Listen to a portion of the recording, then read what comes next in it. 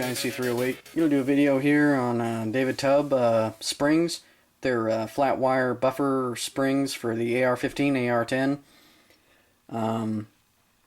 Go ahead and do a comparison here. Here's your David Tubb flat wire buffer spring, and then here's your standard coil wire here that you get with your buffer tube spring. This is the standard.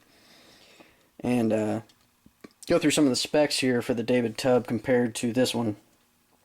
Is you have 20% more bolt pressure. Basically, the spring is putting 20% more bolt pressure than your standard, which is the more pressure you have on your bolt and battery is better for a recoil response. So, you know, it's in addition to having a muzzle brake, it's basically helping you in that sense right there.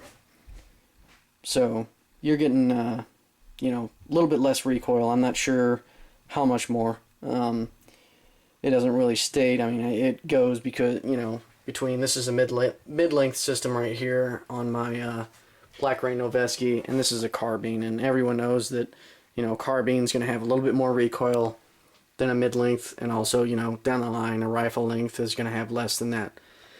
So, you know, less and less adding on this spring. A couple more specs is after 500,000 cycles, this spring is 2%, is losing 2% of its spring basically, and your standard spring system here is losing 7% the very first time you use it. So as soon as you put this in, you fire it the very first time, you're losing 7% of your spring. I would see why you would want this, the flat wire spring. Also, whenever this is put in and fired, the compression is 50% of what the spring length is for the David Tubb. On a standard spring, it's 90%.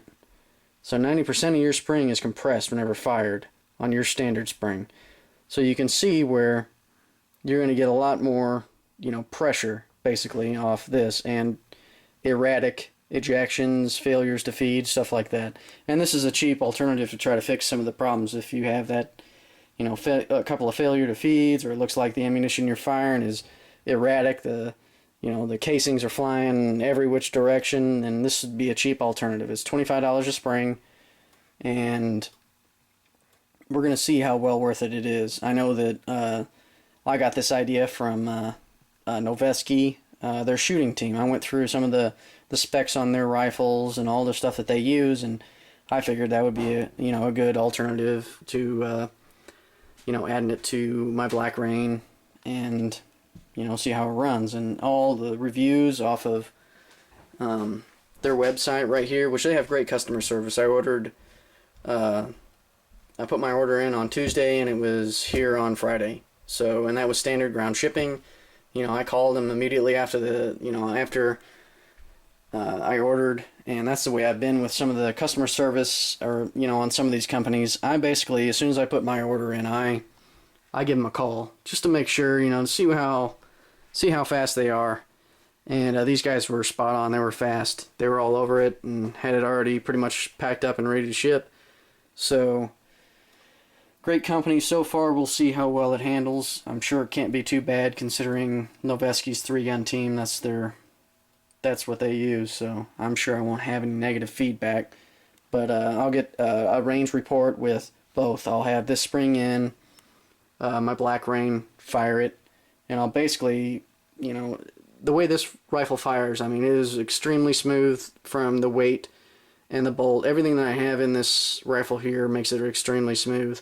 So this may not be a huge difference, but I'll try to, you know, decipher to see if it actually helps quite a bit. But I almost guarantee on a carbine length, it's going to really help you out quite a bit.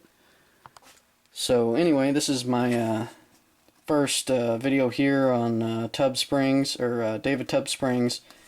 Let me know what you think.